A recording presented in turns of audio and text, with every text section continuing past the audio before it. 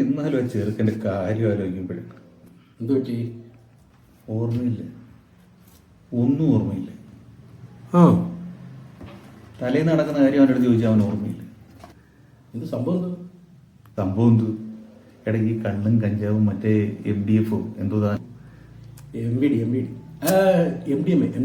ആ അത് തന്നെ, ആ MDMA. എടാ ഇതൊക്കെ വലിച്ചു വാരി കയറ്റി കഴിഞ്ഞാൽ കാലക്രമേണ നമ്മുടെ ഒരു ഓർമ്മശക്തി എന്ന് പറഞ്ഞൊരു സാധനം നശിക്കും. മനസ്സിലായോ? അത് അവന് ഓർമ്മയില്ല. ഇപ്പൊ ഒരു കാര്യം ചോദിച്ചിട്ട് ഓർമ്മയില്ല. എന്നിട്ട് ഞാൻ ഹോസ്പിറ്റലിൽ കൊണ്ടുപോയി. ആ, നിനക്കറിയാം ഡോക്ടറെ, അങ്ങനെ ഓരോ മരുന്നൊക്കെ കൊടുത്തിട്ടുണ്ട്. ഈ ഡോക്ടറുടെ പേരെന്ന് പറഞ്ഞു?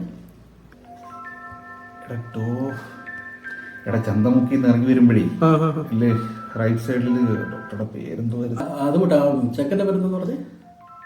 എടാ ചെക്കൻ നമ്മുടെ 2 വീടിന് ഇപ്പുറത്തുള്ളൊരു ചെറുക്കയിലൂടാ.